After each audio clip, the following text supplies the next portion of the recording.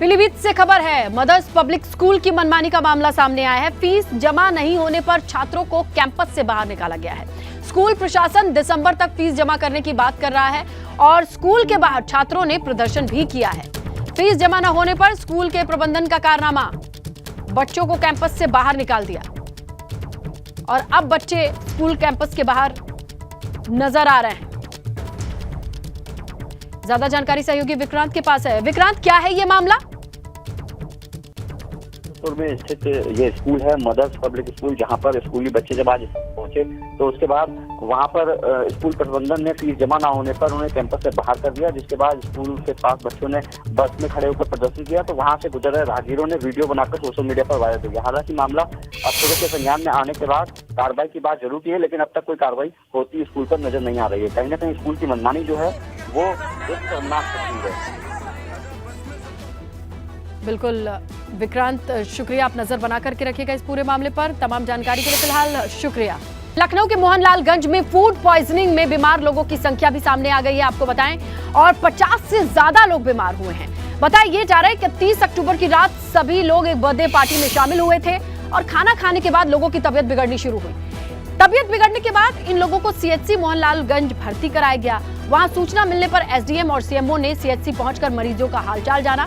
इसके साथ ही इलाके में ब्लीचिंग पाउडर, एंटी लार्वा का छिड़काव कराने के साथ लोगों को क्लोरीन की टैबलेट के साथ ओआरएस के पैकेट भी बांटे। तो देखिए, फूड पॉइजनिंग का ये मामला समझ में आ रहा है, जहां एक साथ 49 लोग बीमार पड़ गए। अभी फिलहाल सभी की हालत सामान्य है, लेकिन एक साथ इतने लोगों के बीमार पड़ने की खबर के बाद महकमे में हड़कंप मच गया।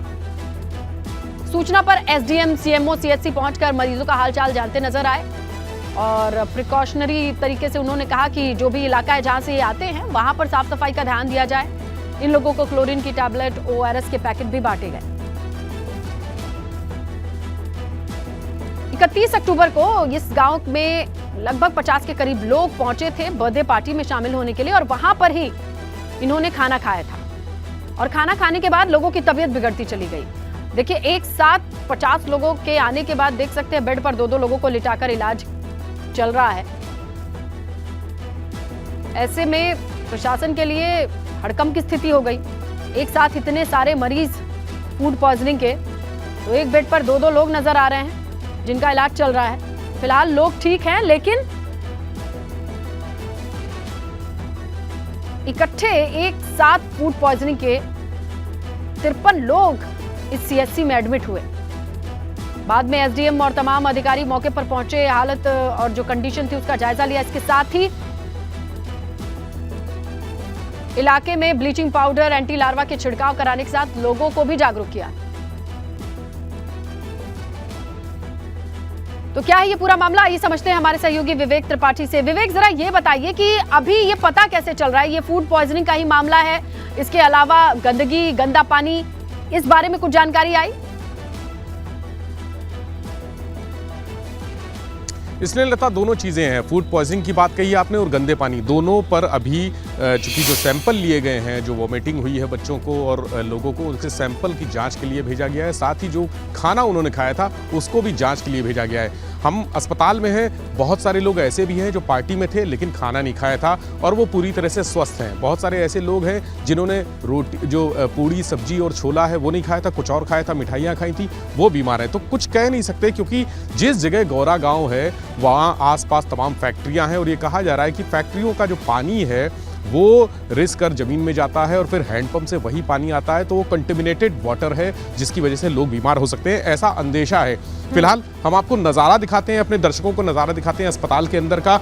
55 लोग हैं जिसमें से तमाम बच्चे हैं, बच्चियां हैं और 4 साल, 5 साल से लेकर 10, 12 साल, 15 साल के बच्चे हैं। बच्चे अब अंदर यहाँ इस वार्ड में भर्ती हैं और जो मेल और फीमेल लोग हैं, पुरुष हैं, जो महिलाएं हैं और बुजुर्ग हैं, वो दूसरी तरफ भर्ती हैं। ये तमाम बच्चे हैं जिनको तकलीफ हुई। सोमवार रात की बात है ये, जब पार्टी हुई थी। जी, आपका बच्चा, ये आपका बच्चा है? जी हाँ। क्या दिक्कत? बस टट्टी है, बुखार है, वो पंक्ति हो गई है। जन्मदिन की पार्टी? हाँ वही। खाया था? अब पता नहीं, सर उससे पूछ लीजिए। बच्चा बोल रहा है? कोशिश करते हैं बच्चे से भी बात करने की। छोटे बच्चे, क्या नाम है बेटा? आर्यन। आर्यन, आपने क्या खाया था? छोले, चावल और रायता। उसके बाद स्कूल में सुबह स्कूल गए वहाँ। हाँ 8 बजे गए थे स्कूल, वहाँ पर फिर वॉमिट होने लगी, फिर बुखार आ गया। 7th सर जी को, फिर सर ने फोन किया घर बर्थडे पे, पार्टी फिर थी वैन छोड़ने विवेक? आई थी, फिर जहाँ यहाँ इतने सारे लोग इकट्ठे हुए थे। एम्बुलेंस से केस में हल्का सा दूर। कौन है केशु ये? है, 1 साल का किससे? बच्चा है जिसका पहला जन्मदिन था। अच्छा। ये बिटिया आपकी है? इसको लैटरिन आ रही हैं और बुखार उल्टियाँ आ रही हैं। 9 साल की है। ये किसकी बर्थडे पार्टी गई थी? थी और खाया था, ये नहीं मालूम क्या क्या खाया था। केशु का था। ये केशु कौन है? हाँ।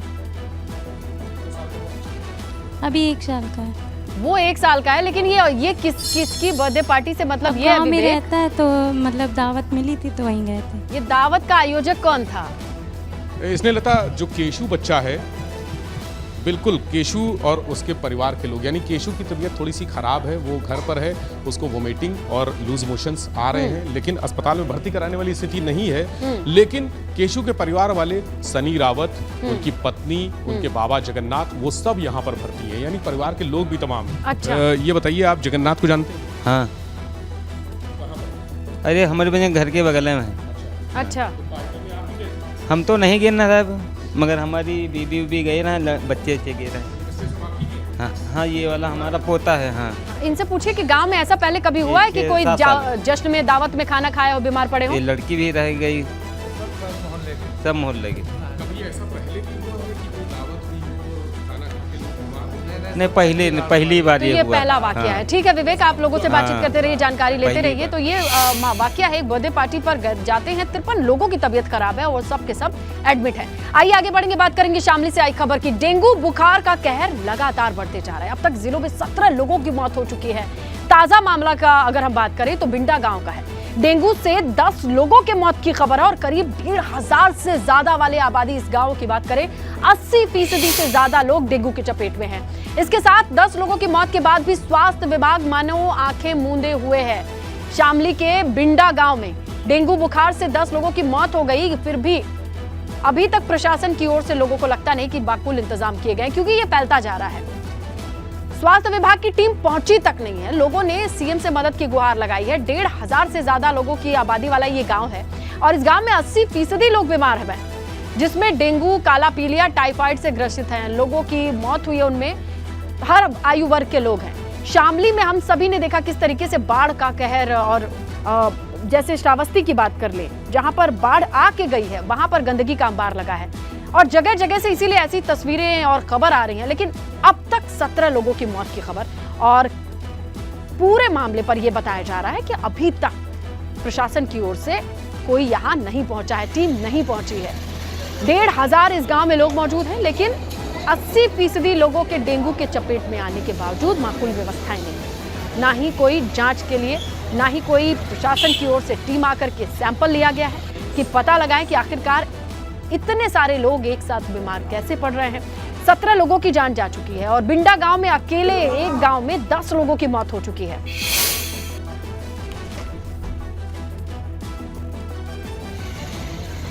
डेंगू से बचाव के भी हम आपको बताते चले, इलेक्ट्रोलाइट सप्लीमेंट लेते रहें, जैसे ORS का घोल या फिर चीनी, नमक और नींबू पानी का जो सॉल्यूशन बनाते हैं। शाम से पहले दरवाजे खिड़की बंद करके रखें, पूरी तरीके से शरीर को कवर करके रखें, पूरे हाथ बाजू के कपड़े पहने, आसपास पानी इकट्ठा ना होने दें। ये तमाम चीजें लोग कर सकते हैं। पानी को ढक करके रखें, पानी खुला ना छोड़ें। ये वो प्रिकॉशन है, वो सावधानियां हैं जो अपने स्तर पर लोग बरत सकते हैं। लेकिन यहाँ पर जहाँ 80% गांव के लोग डेंगू के चपेट में आ चुके हैं, यहाँ पर बचाव किसी काम का नहीं है। यहाँ पर अब लोगों को युद्ध स्तर पर टीम चाहिए जो कि इन्हें इलाज दे सके। जनपद शामली में बुखार के मरीजों की संख्या बढ़ गई है, बढ़ती जा रही है।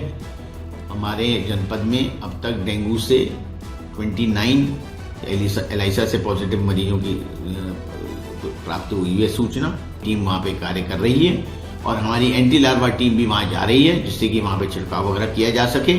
देखने को मिला है कि कुछ वहाँ डेथ हुई है अभी हाल फिलहाल में, और जो डेंगू से संभावित केसेस जो हैं वो दिखाए जा रहे हैं, उसके संबंध में आज टीम बनाकर रवाना की गई है। हेल्थ डिपार्टमेंट से भी वहाँ लोग गए हैं, ब्लॉक से भी गए हैं, वहाँ पर जांच कर लेंगे जो डेथ हुई है किन कारण से हुई है, डेंगू कंफर्म केसेस हैं कि नहीं, और घर एक बार डोर टू डोर अभियान भी चला देंगे। कहीं वहाँ पे सिम्टोमेटिक केस हैं, कहीं कहीं बीमार लोग हैं, तो उनका जो ट्रीटमेंट है वो शुरू कर दें।